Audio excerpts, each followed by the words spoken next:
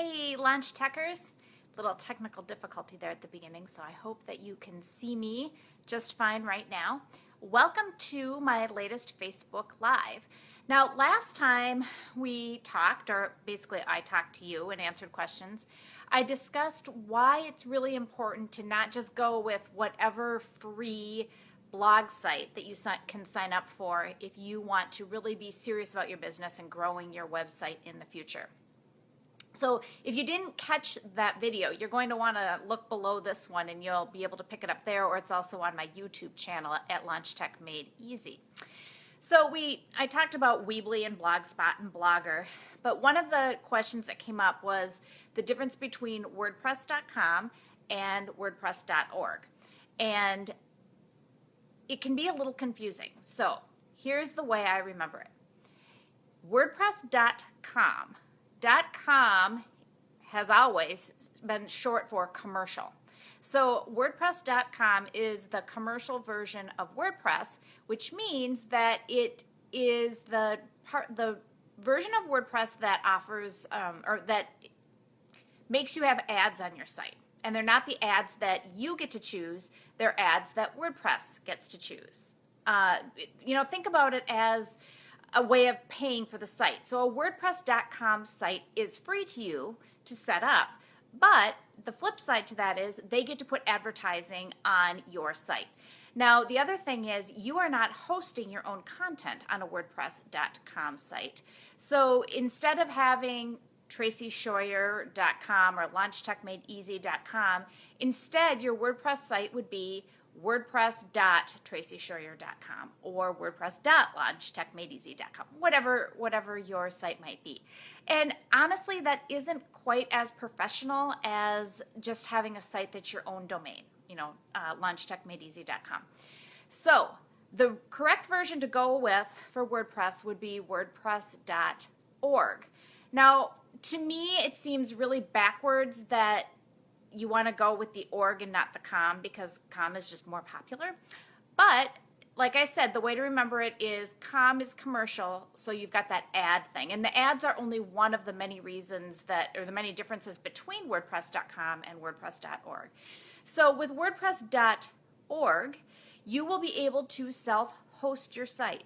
Now, that can be scary for a few people. You may have to, or it depends on how techy you are, but you will have to have somebody, if you don't know how to do it yourself, set up a domain on something, buy a domain on GoDaddy or HostGator, or there are many different sites where you can do that. And then you'll need to get the technology set up on the back end. With WordPress.com, you don't need to worry about that. But here's the other thing. WordPress.com, although it's free to start, as you want to customize, or if you want to get the ads off your site, each of those things is available for an upcharge. So the WordPress.com free version of WordPress gets very pricey as you grow and expand and want to add things to your site. It also isn't quite as flexible. All of those really cool bells and whistles that you see on people's websites, those are called plugins, and they are not nearly as available for WordPress.com sites as they are for WordPress.org. You can do a few things, but if you want to have someday a podcast player or be able to do really awesome videos, or there's a ton of other things, you're going to want to go with WordPress.org. Now, if you goofed up and you started with the wrong type of WordPress site, it's not a problem, because there's a plugin that you can use to transfer all of your data and all of your blog posts from WordPress.com over to WordPress.org. And I will post a link to that right underneath this video in the comments area.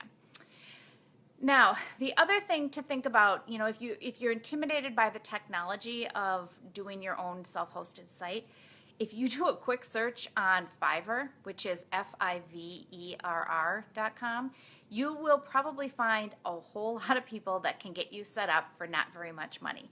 And I will be discussing Fiverr more coming up in a future live, and I'll actually show you a little bit about how to go through Fiverr and find a really good Fiverr candidate that's reputable. But basically, you want to look for somebody who speaks fluent English, because if you're a fluent English speaker, it's a lot easier to communicate. And you also want somebody who has pretty high ratings and has been around for a while, not someone who just set up shop last week. Okay, so don't be intimidated by setting it up on your own domain. That it really isn't expensive and it isn't tough. You can hire somebody to do that very, very easily. And you will also be able to get a lot of support for WordPress sites on Fiverr or Upwork, or there are other contractor sites. It's a very, very widely used platform for websites. So it really is the best one to go with if you are serious about building a site that can have things like e-commerce and, like I said, a podcast player or different fun bells and whistles that really do help convert better and get you the sales. Okay, so that I hope clears up the WordPress.com and the WordPress.org confusion. The other question that I had, and I talked a little bit about, you can hire somebody on Fiverr to help you set up your site. The other question that I got was on improving your opt-in rate. So an opt-in rate is on an email or a landing page or your website or wherever you might have a link for someone to sign up to receive a free gift, to get on your mailing list, whatever. When that happens, you are going to be sending out an email that asks them to confirm in order to get their free gift, right? So it doesn't matter where they're signing up, where this web form is located, or where the landing page is. They're going to put their email address in, and you're going to deliver something free and really, really cool to them. Here's the thing. If your email service provider is set up so that that free thing is delivered immediately, you're probably never going to get them to confirm. So what I suggest that you do in order to improve your open rates is to make sure that you're teaching your potential clients to start opening emails from you every single time they see something. And the way you do that is with the very first email. When you tell them you're going to send them something free, set it up so that they don't actually get the free item until they've confirmed their email address. Now, I've done videos before on double versus single opt-in. I'm a big proponent of double opt-in for many different reasons.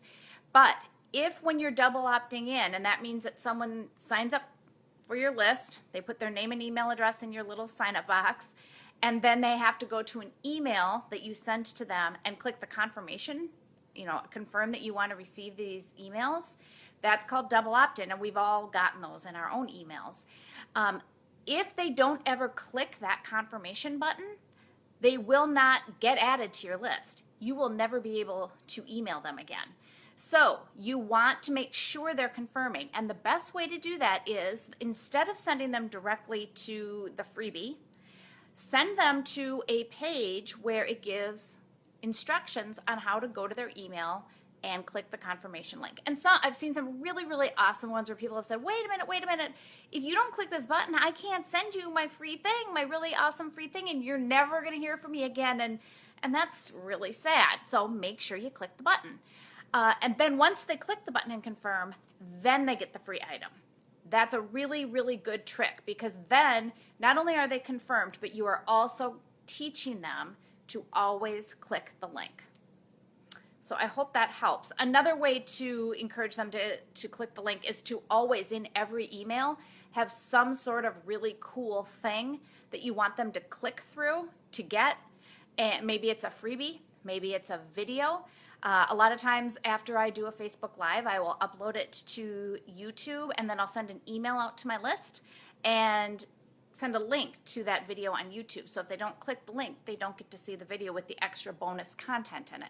So I'm kind of training them to always be clicking those links. And that's going to help your open rates, which is going to help your deliverability, because your web provider or your email service provider will say, oh, you know what? Like 90% of the people she sends an email to click the link. So we know that people really, really like that content. So we're going to continue to always make sure that those emails get through, because they're really engaging. Something about those emails. People are clicking the links and they really like what's in the email. So get your clients conditioned to be hitting that link and interacting with you. That's all for today. Have a happy day, and we'll see you next time.